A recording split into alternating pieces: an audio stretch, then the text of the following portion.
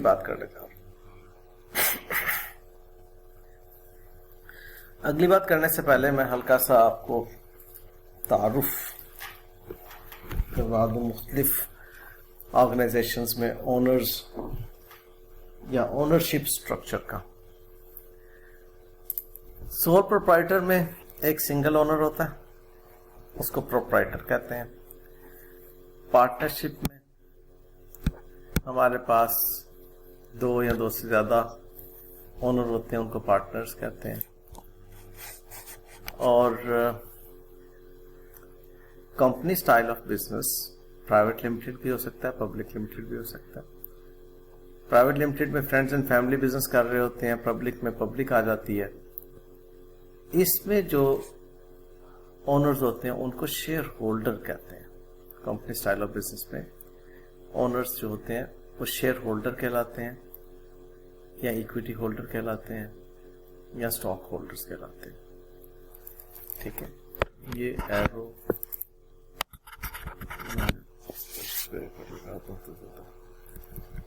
ठीक समझ में स्टाइल ऑफ बिजनेस में जो ओनर्स हैं वो शेयर होल्डर, स्टॉक होल्डर या इक्विटी होल्डर कहलाते हैं। पार्टनरशिप में पार्टनर कहलाते हैं। और ये ओनर्स को मैंने डिफाइन किया।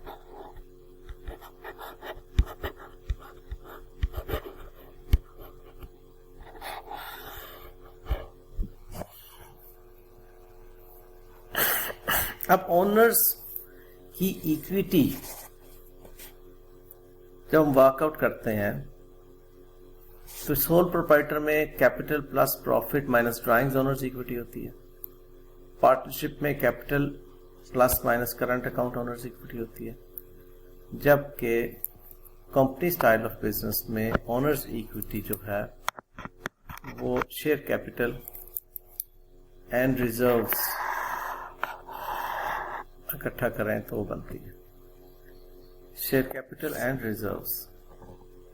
शेयर कैपिटल में शेयर प्रीमियम आ जाता है और ये रिजर्व्स। ये बात आप लोगों के साथ आप मुझे बताएं पीआरसी में डिस्कस हुई भी है या नहीं, आईटीए में? यस सर, हुई है सर। यस सर, हुई है सर। हमने वहां पर हल्का फुल्का इसको देखा हुआ कि शेयर कैपिटल जब इश्यू होता है तो हमें कैश मिलता है, हम cash debit share capital credit करते हैं। ये बहुत इंपॉर्टेंट इस वक्त मैं आपके साथ डिस्कशन कर रहा हूं, समझ ना आने पर मुझे आगे ना चलने दीजिएगा।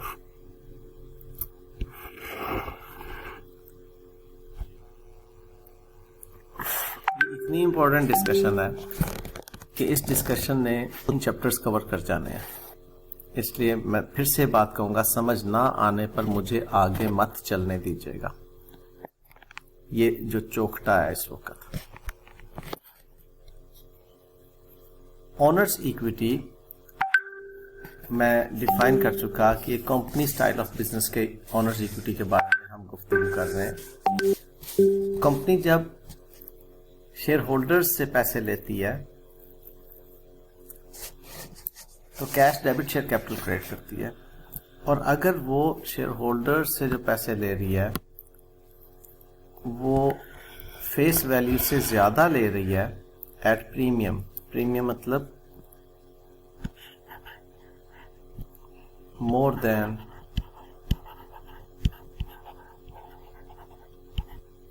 Face value. फेस वैल्यू क्या होती है, मैं बात को आसान करके समझाता हूं आपको। आपकी जेब में जो करेंसी नोट पड़ा हुआ है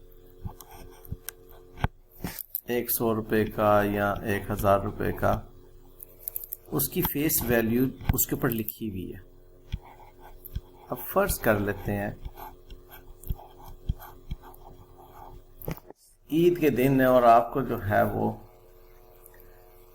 1000 रुपए का नोट नया चाहिए, फ्रेश मिल नहीं रहा। एक शख्स आपको कहता है कि मैं ये 1,000 रुपये का नोट आपको 1,100 रुपये में दे सकता हूं, तो इसका मतलब है वो आपसे प्रीमियम चार्ज कर रहा है, मोर देन फेस वैल्यू। बात समझ में आ गई? Yes sir. Yes sir. Company, अच्छा अब एक और बात ध्यान में बराबर रखिएगा कि आप कंपनी के अकाउंटेंट हैं, ये एंटिटी जो है वो कंपनी है। एंटिटी इस वक्त है एक कंपनी स्टाइल ऑफ बिजनेस, आप अकाउंटेंट हैं। आप इन ट्रांजैक्शन को अकाउंट फॉर कर रहे हैं अपने बिजनेस में। ये शेयर होल्डर्स हैं,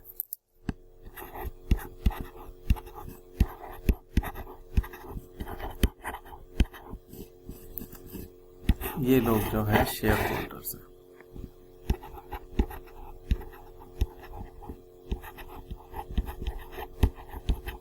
अब जरा क्लैरिटी आ जाएगी। शेयर होल्डर्स ने कंपनी को कैश दिया शेयर कैपिटल के अगेंस्ट, कंपनी ने शेयर होल्डर्स को कैपिटल इशू किया, शेयर कैपिटल इशू किया। ठीक बात? यहां से कैश कंपनी को मिला और कंपनी ने शेयर कैपिटल इशू किया। अब अगर तो 100 रुपये के अगेंस्ट 100 रुपये के शेयर इशू किए जा रहे हैं तो आप एंट्री सादा सी करेंगे, cash debit share capital credit. लेकिन अगर 100 रुपये के जो फेस वैल्यू के शेयर्स हैं वो 120 रुपये लेकर इशू किए जा रहे हैं, तो आप अपने पॉइंट ऑफ व्यू से देखें, आपने प्रीमियम रिसीव किया है किससे? शेयर होल्डर से। कैश तो रिसीव हुआ डेबिट, और share capital and share premium इन दोनों को क्रेडिट करेंगे।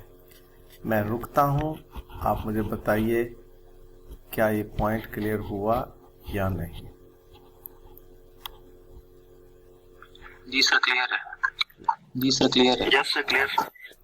तो इसका मतलब है कि दोनों सूरतों में हमें 120 या 100 रुपये के अगेंस्ट जो हम शेयर इशू कर रहे हैं वो इक्विटी होल्डर से ही पैसे मिल रहे हैं। शेयर प्रीमियम के पैसे भी इक्विटी होल्डर से मिले हैं, शेयर कैपिटल के भी इक्विटी होल्डर से मिले हैं।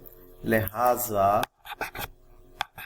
ये जो share capital and share premium है ये शेयर होल्डर्स इक्विटी की आइटम है।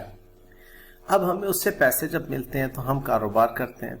मैं दोबारा बोलूंगा कि आपने अपने आप को कारोबार में मौजूद मैनेजमेंट या अकाउंटेंट ये समझना है। अब आपको जब पैसे मिले शेयर कैपिटल के अगेंस्ट, कैश जब मिला, अब उससे आपने कारोबार किया। जब कारोबार किया आपने एक्सपेंसेस किए, आपने माल बेचा, आपको प्रॉफिट्स हुए। वो जो प्रॉफिट हुए वो किनका हक है उन प्रॉफिट्स पे? शेयर होल्डर्स का।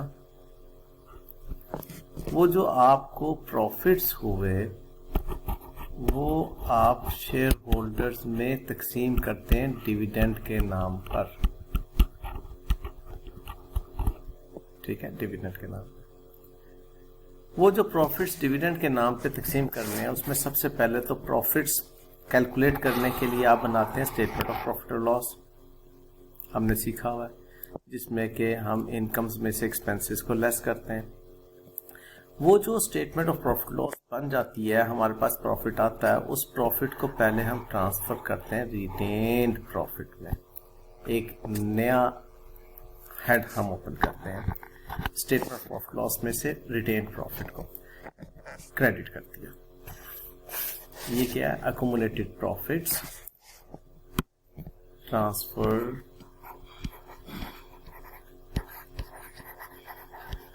टू रिटेन्ड अर्निंग्स या profit, whatever you call, retain account.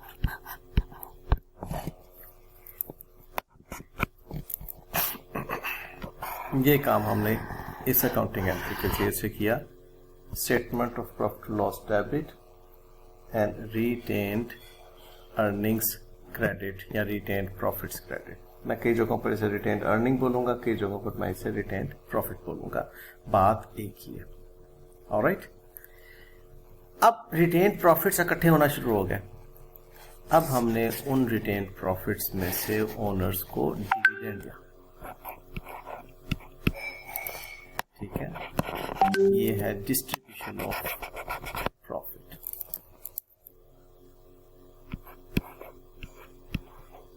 Distribution of profits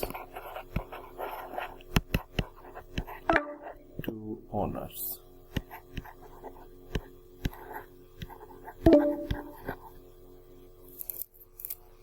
जी कहानी समझ में? Yes sir. जो आपने पहला पॉइंट लिखा है share capital is received from public, तो पब्लिक से तो कैश रिसीव Yes, sir. करेंगे। जो आपने पहला पॉइंट लिखा है share capital is received from public, तो पब्लिक से तो कैश रिसीव करेंगे क्या क्या मुझे आपकी बात और सही इशू नहीं आ करेंगे रही, शेयर कैपिटल। थोड़ी सी कट गई तो ये दोबारा। तो लिखा हुआ है share capital is received from. Sir जो आपने पहला पॉइंट लिखा है इसमें share capital is received from public लिखा है, जी। तो पब्लिक से तो हम कैश रिसीव करेंगे ना। सर जो आपने पहला पॉइंट लिखा है इसमें share capital is received from public लिखा है, तो पब्लिक से तो हम कैश रिसीव करेंगे ना, और शेयर कैपिटल तो हम उनको इशू करते हैं। यहाँ पे कहाँ कह रही, यहाँ पे का क्या मतलब है? तो यहाँ पे हम पब्लिक से रिसीव कैसे कर रहे हैं? देखो बेटे, पब्लिक कौन है इस डायग्राम में? देखो पब्लिक कौन है? फर्स्ट पॉइंट पे सारी ऑनर्स इक्विटी का सबसे पहला पॉइंट लिखा आपने। ठीक है, आप शेयर्स खरीदना चाह रही हैं PIA के, पाकिस्तान इंटरनेशनल एयरलाइन के, आप शेयर्स खरीदना चाह रही हैं, आप PIA को कैश देंगी जी सर। और PIA आपको शेयर सर्टिफिकेट्स इशू करेगी। जी। अब PIA का अकाउंटेंट बन के सोचो, PIA जी, को सर। कैश रिसीव हुआ, यस सर। PIA ने किससे कैश रिसीव किया? जी। पब्लिक से। पब्लिक से जी। हाँ जी, और उसको क्या Yes, इशू sir. किया? अपने शेयर सर्टिफिकेट्स। जी सर। देखो ना, आप जब कैश देंगे पब्लिक तो से आप जी। अपने पास कोई सबूत तो रखेंगे कि जो मैंने कैश दिया है उसके अगेंस्ट मुझे क्या मिला, शेयर सर्टिफिकेट मिला, जी सर। शेयर कैपिटल के सर्टिफिकेट्स मिले ना बेटे आप। जी सर, लेकिन वो हम पब्लिक से थोड़ी रिसीव कर रहे हैं, वो तो हम शेयर कैपिटल PIA से रिसीव कर रहे हैं। आप क्या रिसीव करो PIA से? जी सर, लेकिन वो हम पब्लिक से थोड़ी रिसीव कर रहे हैं, वो तो हम क्या सर समझ नहीं, PIA से PIA रिसीव से कर क्या रहे हैं। रिसीव कर रही हो? PIA कर से लो, हम शेयर रिसीव कर फर्स्ट रहे कर हैं लो, ना, और फर्स्ट एक मिनट क्या सर, फर्स्ट कर लो, समझ नहीं। आपके अम्मी अब्बा जो हैं वो पब्लिक हैं और आप PIA की PIA से हम अकाउंटेंट हैं। शेयर रिसीव कर रहे हैं ना, और उनको दे रहे हैं। आप PIA की अकाउंटेंट ये बैठी हुई हैं, ठीक है, और आपके अम्मी अब्बा जो हैं वो ये पब्लिक हैं। अब आप मुझे बताइए कि आपने बीइंग अकाउंटेंट अम्मी अब्बा से कैश रिसीव किया, कैश डेबिट करोगी कि नहीं? यस करेंगे। अब उनको आपने सर्टिफिकेट इशू किए जिसका नाम है शेयर कैपिटल, तो आप जब कैश रिसीव Yes, करती हैं करेंगे। ओनर से तो क्या एंट्री करती हैं? Cash debit capital credit. Yes sir, ये अकाउंटिंग आपने ठीक किया, इस पे जो आपने लाइन लिखी है ये यहाँ पे कंफ्यूजन हो रही है। शेयर कैपिटल तो हम पब्लिक को इशू करेंगे ना, यहाँ पे रिसीव लिखा। यस सर, ये अकाउंटिंग आपने ठीक किया, इस पे जो आपने लाइन लिखी है ये यहाँ पे कंफ्यूजन हो रही है। शेयर कैपिटल तो हम पब्लिक को इशू करेंगे ना, यहाँ पे रिसीव लिखा। कैपिटल है, ये मैंने शेयर सर्टिफिकेट नहीं लिखा, ये आप शेयर कैपिटल की मनी, आप कहते हैं कैपिटल रिसीव्ड फ्रॉम ओनर नहीं कहते, तो कैपिटल रिसीव्ड फ्रॉम ओनर, आप इस जुमले को मजीद ऐसे कर लें, share capital is received from public and, आपकी यहाँ पे कंफ्यूजन में दो, एंड इश्यूड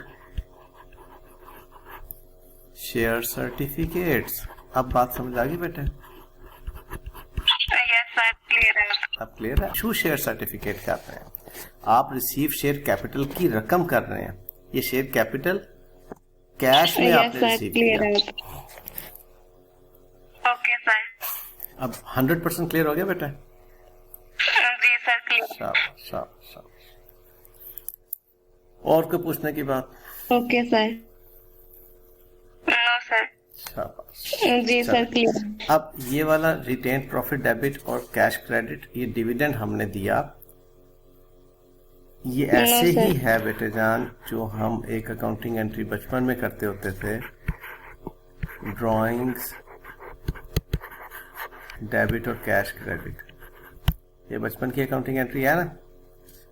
तो अब ड्राइंग्स की जगह अब डिविडेंड दे रहे हैं, और ड्राइंग्स या डिविडेंड जो देते हैं, ड्राइंग्स किस में से लेस होती थी? प्रॉफिट्स में से लेस होती थी ना, इक्विटी में जाने के लिए। तो ये डिविडेंड को मैंने डायरेक्टली जो है वो प्रॉफिट्स में डेबिट कर दिया, रिटेन प्रॉफिट्स में।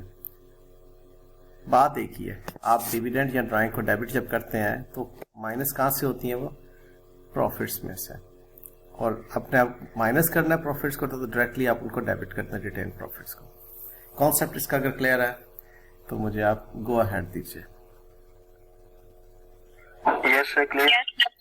ग्रेट, माशाल्लाह। मैंने दोबारा से बोला कि वो बातें हैं जो कि आगे 2-3 चैप्टर्स के अंदर आपको बहुत मदद देने वाली। मैं वो चैप्टर्स के नाम लिख देता हूँ। ये वाली बातें आपने एक तो रेशियो एनालिसिस में पढ़नी है, दूसरी ये वाली बातें आपने statement of changes in equity में पढ़नी है, तीसरी ये वाली बातें आपने अर्निंग्स पर शेयर में पढ़नी है। और वो बातें क्या है? यही चौकटा बस। इन पर आपकी अगर अच्छी ग्रिप है तो जब मैं आपके साथ ये बातें कर रहा हूँ तो आपको बड़ी आसानी से समझ आ जाएगी। ओके, ले जी, आज ये यहाँ तक। लेकिन मैं फिलहाल आपको कल क्या पढ़ाना है उससे मुतल्लिक हल्की सी बातचीत शेयर कर रहा हूँ। कल हमने गुफ्तगू करनी है कुछ रेशो एनालिसिस से मुतल्लिक। आप इसको अगर अपनी बुक में देख कर आएंगे तो ज्यादा सवाब होगा। ठीक है, ये रेशोज हमने कल डिस्कस करनी है, इसको नोट कर लीजिए। Profitability ratios, short term solvency ratios, long term solvency ratios, efficiency ratios और मार्केट रेशोज, ये रेशो एनालिसिस में हमने पढ़ना है। ऑलराइट, और ये सारी की सारी रिलेटिव फॉर्म में ही होंगी, परसेंटेजेस में या कोई फ्रैक्शन हम बनाकर उसको रिलेट करके देख रहे होंगे। ओके बेटे जी, कोई सवाल आज के लेक्चर से मुताल्लिक है तो पूछ लीजिए। जो शेयर प्रीमियम है वो क्रेडिट कैसे होती है? दोबारा बोलिएगा बेटे। सर जो शेयर प्रीमियम का हमने क्रेडिट किया था वो क्रेडिट क्यों होगा? क्रेडिट क्यों होगा? सर वो शेयर प्रीमियम है वो क्रेडिट कैसे होगा? अच्छा बेटे देखो, शेयर प्रीमियम भी ऐसे ही है ना कि आपने कैश रिसीव किया हुआ है अपने शेयर होल्डर से। आपने शेयर होल्डर से कैश रिसीव किया,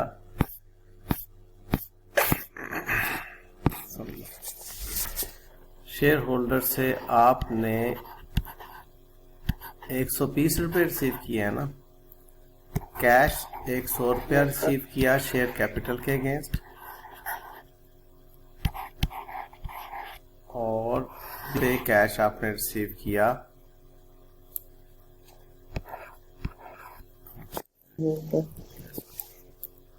एंड 20 रुपए का कैश आपने रिसीव किया शेयर प्रीमियम के अगेंस्ट। उसको हम अपने इक्विटी में ले जाते हैं।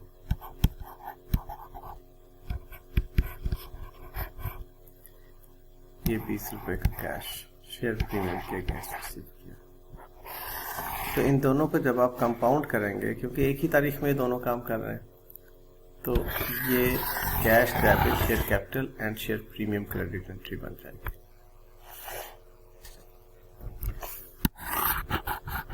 ठीक है, ये हम दोनों काम जो है वो इसलिए इकट्ठे कर रहे हैं क्योंकि शेयर होल्डर से हम पैसे रिसीव कर रहे हैं। पैसे देने वाला जो है वो शेयर होल्डर है।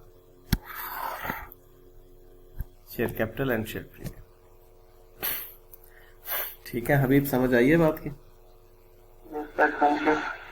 दोनों ओनर्स इक्विटी के हेड हैं, इन दोनों का मेन हेड ओनर्स इक्विटी है। इसकी वजह से भी ओनर्स इक्विटी में इंक्रीज होती है। वो जो बचपन में मेन हेड पढ़े हुए हैं आपने, ये सारी जिंदगी चलने हैं। ठीक है, ओनर्स इक्विटी में इंक्रीज इसलिए क्रेडिट, और इधर भी आप देख रहे हैं कि ओनर्स इक्विटी में इंक्रीज हुई है। All right, yes sir. चल ठीक है बच्चों जी, thank you, God bless you all, अल्लाह हाफिज।